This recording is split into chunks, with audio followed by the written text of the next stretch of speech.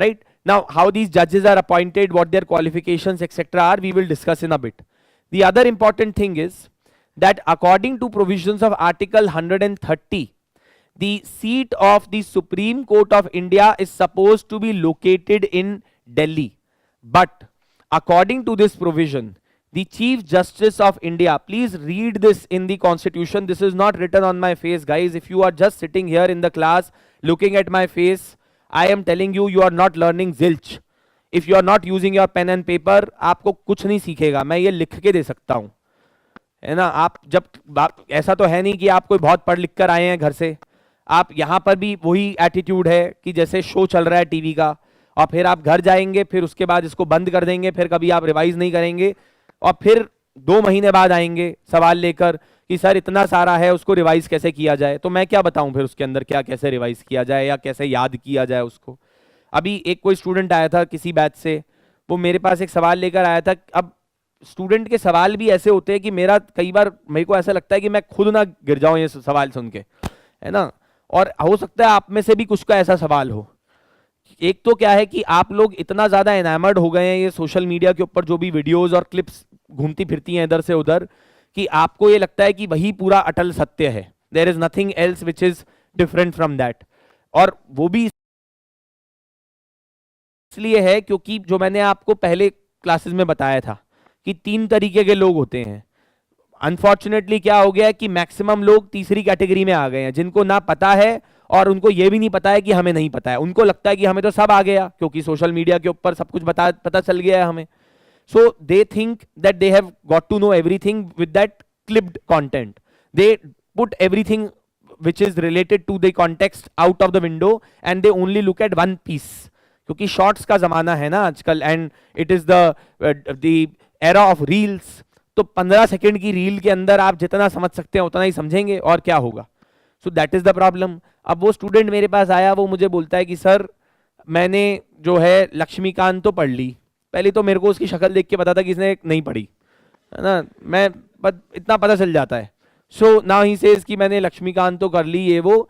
मेरे को ना 1 महीना, हाइपोथेटिकल सवाल है ना, बोलता कि 1 महीना लगा मुझे या 2 महीने लगे, ऐसा उसने बोला। मैं मान ही नहीं सकता कि उसने पढ़ ली है, पहली बात तो 1 महीने के अंदर भी। एनीवे ही सेड कि मैंने 1 महीने में पढ़ ली, बट टॉपर तो कहते हैं सर कि ना 8 बार जो है कम से कम रिविजन करनी चाहिए। तो इसका मतलब तो मुझे 8 महीने केवल लक्ष्मीकांत और पॉलिटी प्रिपेयर करने में ही लग जाएंगे। अब उसकी मैं को समझ में नहीं आया कि ये इतने कॉन्फिडेंस से आया भी है मेरे से सवाल पूछने। बड़ी बात तो ये है, उसको लग रहा है मैं बहुत समझदार हूं, है ना, he thinks that he is very smart. अब उसको ये बोल भी नहीं सकते कि तू बेवकूफ है, क्यों? क्योंकि वो हर्ट हो जाएगा, फिर उसको लगेगा जी टीचर ने मुझे ऐसा बोल दिया। अब बेवकूफ को बेवकूफ बुलाना भी आजकल गुनाह है, so you can't say that to him. So then I had to explain it to him in this way. तो फिर मैंने उससे पूछा कि बेटा एक बात बताओ, जब तुमने मल्टीप्लिकेशन सीखी थी तो कब सीखी थी ना? तो ही सेड कि सर बचपन में सीखी थी। मैंने बोला कि मल्टीप्लिकेशन सीखी थी कितने दिन लगे थे? तो बोलता कि सर पता नहीं, मतलब ऐसे। मैंने बोला कितने दिन लगे थे, अंदाजन बता दो। बोलता सर 1 साल लगा होगा। सो अब now because he is so smart in his mind, he thinks that he's goddamn matlab born with some IQ of 140 or 50 or some genius that he is. I asked him another question. So I said that let's say that if I give you a question today, and had I given you a question of multiplication when you were in, let's say, class 4th, when you learned this, do you think that there would be a difference of time in solving that question? तो बोलता है sir पता नहीं, वो तो depend करता है calculation, आप क्वेश्चन क्या देंगे मुझे।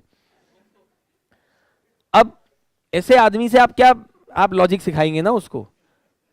सो ही सेइंग कि आप, मतलब डिपेंड करता है, आप कोई मेरे को ऐसी x² + y² z² कोई ऐसी खतरनाक इक्वेशन दे दोगे, क्या पता। तो मैंने बोला कि बेटा ये बताओ, अगर 40 × 50 करना होगा तो कितना समय लोगे अभी आज? तो बोलता सर सेकंड में बता दूंगा। मैंने बोला उस समय कितना लेते? बोलते हाँ सर थोड़ा समय लगता है उस समय। तो I was trying to tell him कि, तो देन उसको ना समझ में नहीं आया ये बात कि मैंने उसको where am I trying to take him, कि भाई एक बार पढ़ा है, दूसरी बार पढ़ेगा तो कम समय लगेगा, तीसरी बार पढ़ेगा तो और कम समय लगेगा, चौथी बार पढ़ेगा तो और कम समय लगेगा, और जो तू कह रहा है कि तू 8 बार पढ़ लेगा तो उसमें और कम समय लगेगा। progressively your learning would increase, your time required for learning would decrease, of course. But अब उसकी समझ में नहीं आई ये बात है ना, he was not able to grasp it. तो वो अभी भी इस पे ही फंसा हुआ था कि सर 1 महीना ये और तो 8 महीना और 8 बार रिवीजन.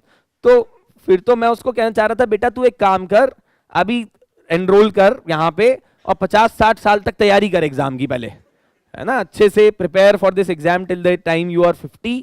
और जब तुम्हारे बच्चे बच्चे सब हो जाए उनके साथ में जाके दे के जाना, पोते वगैरह के साथ जाना तुम एग्जाम देने, है ना, पूरी फौज बना के लेके जाना एग्जाम के अंदर. अभी कैसे समझाया जाए?